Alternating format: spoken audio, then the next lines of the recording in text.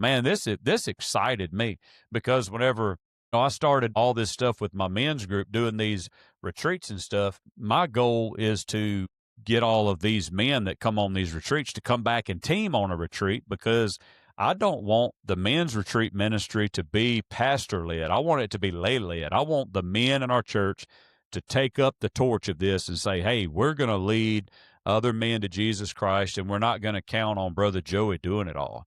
And so I took these first 5 guys and I started training them on how to talk to men, how to assess a crowd and read a room and know how to do things, things that you learn over time. And I've been doing this for over 20 years. So I've been trying to learn as much as I can. And so now I'm passing that on. Well, these guys that have come through this group, I'm discipling them and doing other things with them. But just the other day, this guy says, hey, man, Brother Joe, you're not going to believe this. I went to my boss and I asked him if we could start a Bible study at work. And he told me, yeah. And so now he was able to start this Bible study. And this morning was the very first morning that he was able to do it.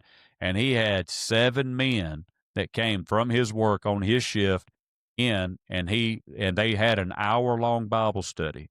And brother, it's little things like that. We can't count on everything getting done on a Sunday morning service. You can't count on the pastor having every word to say, because the truth is that these guys that are in my church, these laymen who are just electricians or carpenters or trash guys or whoever they may be, them speaking the word out there in the marketplace every day as they're working beside these guys is going to be more effective than just them coming and hearing the preacher say it. Because if they come to church and they hear the preacher say this, they're like, well, he's the preacher. He's supposed to say things like that.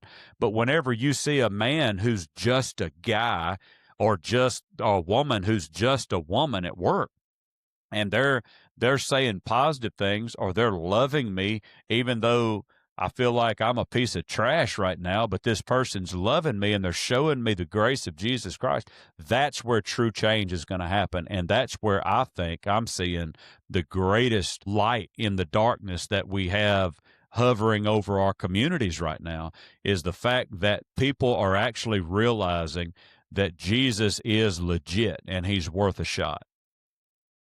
Charlie Kirk's passing, man, and it's just it's just amazing. We had just at our church in West Monroe over 40 people saved and baptized just at his memorial service. Yes, man. And it's people who have questioned the Bible or questioning it.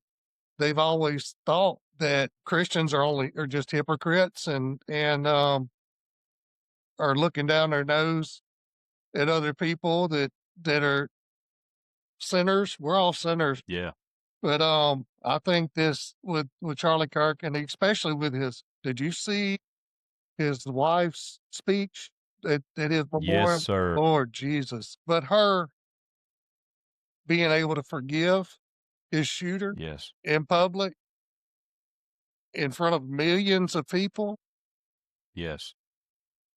And pointing out the fact that there wasn't any looting, there wasn't any violence afterwards. After he was shot, it was prayer and coming together. What got me was whenever she said revival.